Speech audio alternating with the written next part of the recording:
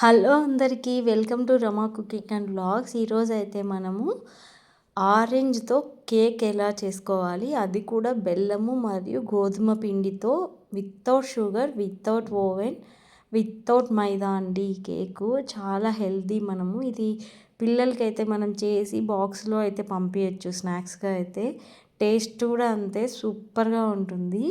ఏం లేదండి, ముందుగా అయితే మనము 2 ఆరెంజెస్ తీసేసుకొని దాన్ని బాగా రసం తీసుకోవాలి.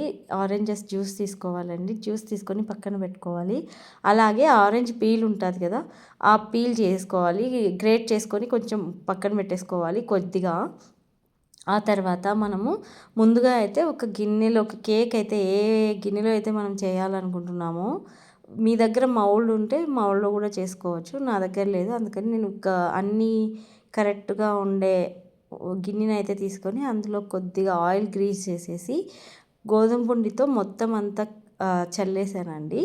తర్వాత ఒక మిక్సీ జార్ తీసుకొని అందులోకి 1.5 కప్పు బెల్లము, అలాగే కొంచెం పెరుగు అలా వేసేసి మిక్సీ అయితే చేసేసుకున్నాను. అలాగే 1/4 ముక్కాలు కప్పు అయితే ఆయిల్ తీసుకున్నానండి.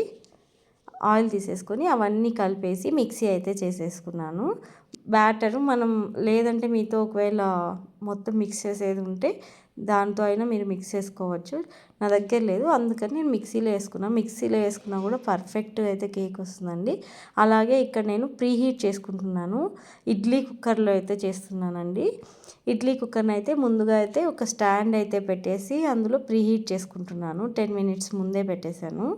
అంతలోపు ఇదంతా నేను మిక్సీ వేసేసుకున్నాను అనమాట. బెల్లము, ఆయిలు, అలాగే గోధుమ పిండి అన్నీ మిక్సీకి వేసేసి, కర్డ్ కూడా 1 కప్ అయితే వేసుకోవాలి.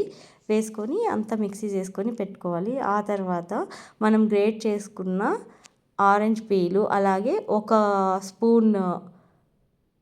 స్పూన్ బేకింగ్ పౌడర్, అలాగే ఒక పావు టీ స్పూన్ బేకింగ్ సోడా అన్నీ వేసి బాగా కలుపుకోవాలండి.